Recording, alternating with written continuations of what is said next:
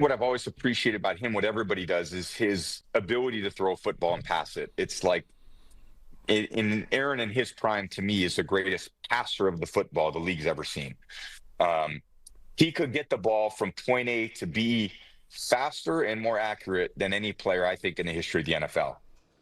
Okay, what are the chances that we see a vintage, a prime performance from Aaron Rodgers, your guy, bro? Well, they're very slim. Very slim. But a chance? I would be shocked. Okay. I would be gobsmacked if we see Gobsmacked. Yeah. If we see vintage Aaron Rodgers. Last year, big game, Jets debut. We waited a whole year after he got hurt to see it. Throws for 167. Now, it was I think it was in the Niners. You know, yeah. He threw for 167, 1 touchdown, 1 interception. Niners turned out not to be a very good team. They Right. one drive that was like the highlight of Jets football the last 5 years. 41 years old. Now, Coach, even though I did not pick them to make the playoffs, I would love to see not only a vintage Aaron Rodgers game, but season. Like, I think, because I root for stories. As much as I root for my picks and stuff, I root for stories. And that would be a fantastic story if he could really turn the Steelers into a contender. But I don't see it happening at all. Aaron Rodgers losing to the Jets would also be a cool story. Yeah, I don't think that'd be as big of a shock to people. Like, really? Well, they're the favorite. Steelers are a road favorite but the Jets' against a team. defense is pretty good. Aaron Glenn is supposed to turn that defense everybody around. thinks is going to finish last. Yeah, I got them last too, but I'm just like.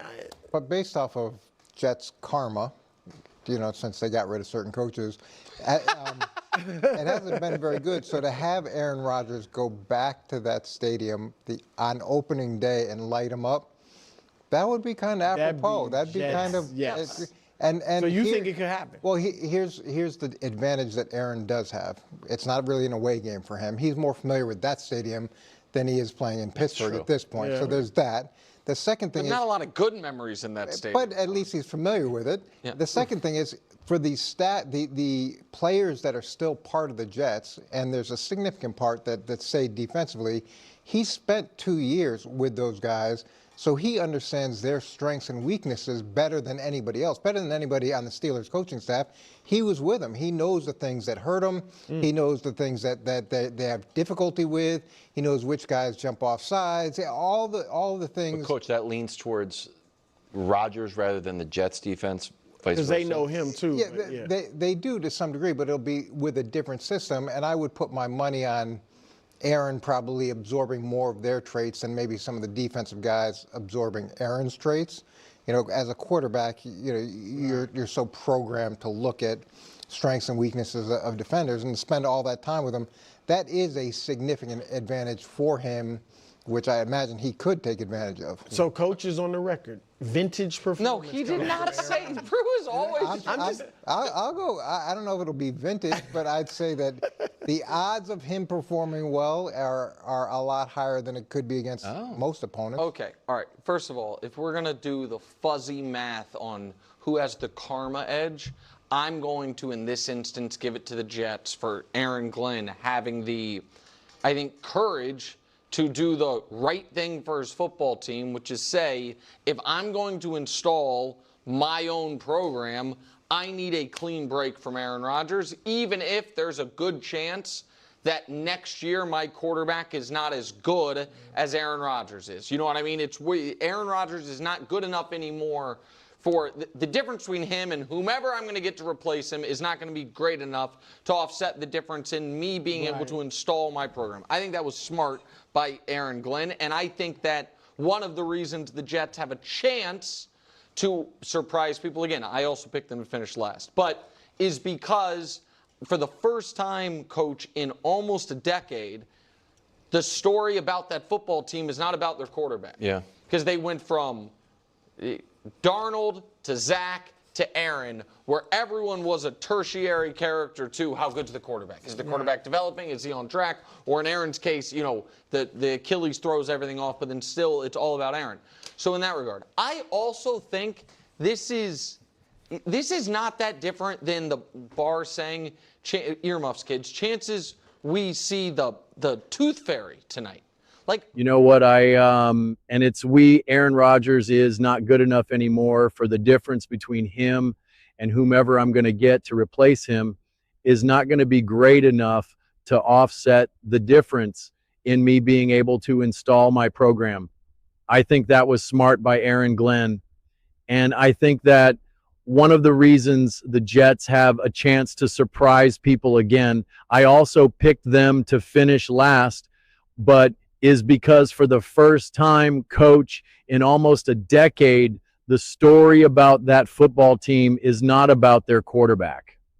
Yeah, because they went from Darnold to Zach to Aaron, where everyone was a tertiary character, to how good's the quarterback. Is the quarterback developing? Is he on track? Or in Aaron's case, you know, the Achilles throws everything off, but then still it's all about Aaron. So in that regard, I also think this is not that different than the bar saying CH earmuffs kids. Chances we see the tooth fairy tonight. Like, okay, let's settle down here. Start bringing up the tooth fairy. The Steelers defense, I don't use this word often, but they're going to cook Justin Fields.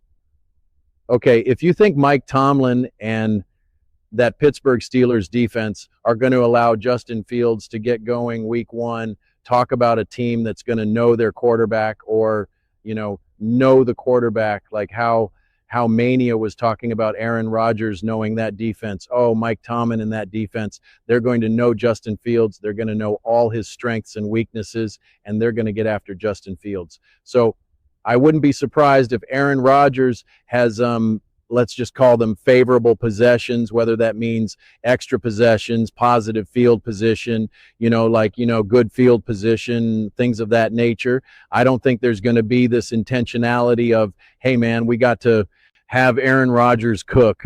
We got to get Aaron Rodgers going. It's about winning games. And I think last year, now that Aaron was coming back from an injury and all this and missed obviously a whole season, he had to rediscover not only his own body, his own strengths and weaknesses, but he also kind of had to relearn of like, who's the player that I am today. Anyone who's ever played sports competitively, who's then kind of aged a little bit or a lot of it, you realize that you have to kind of start to change how you play, change how you move. There were certain things that I used to do when I was playing that I would never do now. Not even for a second. I was the type of person who was just all over the court, the field, whatever sport we were playing. I was out there. I remember people, coaches always like, oh, he always sacrifices his body. And I would always be like, what are you talking about? Like, I'm not sacrificing my body. I'm not putting anything on the line. I'm just playing. Now, in hindsight, it's like, I'm not doing that because that you are sacrificing your body. You are rolling the dice every time you hit the ground like that. Like, I'm not doing that. And, as a quarterback, you do start to learn and discover like what you need to do as you get older, how you kind of change your game. And that was a process for Aaron, I believe, last year. Now he knows it. Now he kind of has that knowledge. And as long as the physical skill set for the most part is still there, and the team is good enough and he connects enough with his, offensive coaching staff, then I think it'll be significantly smoother than it was with the New York Jets. But I do not believe this year is about Aaron Rodgers throwing for 4,000 plus yards and 40 touchdowns. That's not what it's about. They will be more than happy to win these games 21-10, 18-14. I always try to use like weird random scores. 18-12. Like they'll be content with that, and not because they can't do more, but because they want to be in a position where they don't have to. And in the moments when they do, then you trust Aaron Rodgers to get after it. But you're not going to rely on your quarterback who has, a year or two max left in him to just drop back and let it rip 45 times a game. That would be insanity. And expect him to now play ideally 17 and beyond. You're not going to do that. That's just bad management. So, and it doesn't mean that it's not going to randomly happen, especially if you are in rhythm and things are cooking and you just realize, oh man, we can just get after this defense, no problem, then sure. But I just don't think that's going to be like the game plan. That's not going to be the intention of this team. So that's just the way how I view it right now. So the chances we see vintage Rodgers on Sunday, it's the wrong question. And that's why I take issue with saying the tooth fairy, because it's impossible to see the tooth fairy. It's not impossible to see Aaron Rodgers, but it's just like, do you need to see vintage Aaron Rodgers? I don't think that's what it's about. But also take note, specifically Kansas City Chiefs fans and Patrick Mahomes fans and Lamar Jackson fans and Josh Allen fans, all the fans of the individual quarterbacks, but especially Patrick Mahomes fans and Kansas City Chiefs fans. You hear what Tom Brady said talking about prime Rodgers, the greatest passer of the football the league's ever seen. Take note on a nuanced conversation and being able to discuss different varying traits about an individual quarterback, how your individual quarterback doesn't have to be perfection at every single thing. Like how Lamar Jackson fans just can't accept that Joe Burrow is a better passer, right? That the Kansas Patrick Mahomes fans can't accept that Josh Allen does anything. Josh Allen can't even tie his shoes better than Patrick Mahomes. He can't accept it. Okay, I'm so sorry. Going to be okay. It's going to be okay. When you have Aaron Rodgers come out here saying something like that, it's like, take note how it's okay. It's okay. It's okay to have some nuanced conversations here. If Tom Brady's okay making statements like this, you probably should too, right? You understand?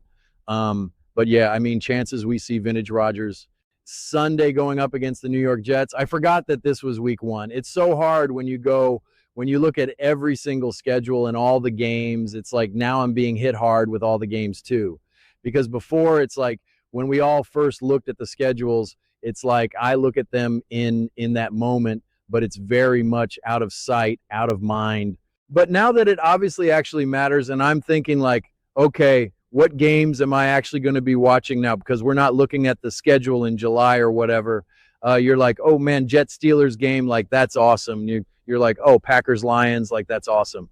Bears Vikings, like that's awesome. Cowboys Eagles, I guess.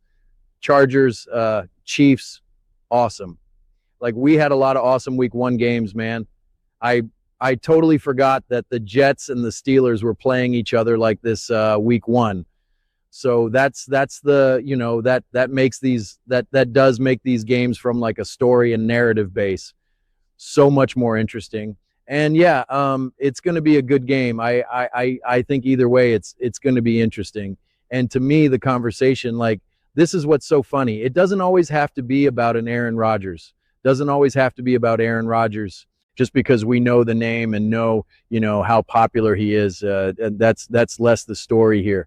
Chances we see vintage Aaron Rodgers Sunday. That's not the story to me. Honestly, it's a narrative for sure. But if we're actually looking at it in terms of when I talk about the story now, I'm talking about like the football story, like what actually matters on the field. It's how the Steelers defense should be able to just make Justin Fields look like a third stringer. And if Justin Fields plays great, then it's like, how the heck do the Pittsburgh Steelers let that guy leave? That's more of the story then. Will we see a Hall of Fame quarterback be able to give one last hurrah? Like and it matters a little bit less right now from my viewpoint in this specific moment, because I don't think the Jets are a great team. So maybe, in a few weeks, and when the Steelers are playing a better team and you need a better Aaron Rodgers and you're going up against a better quarterback, then sure.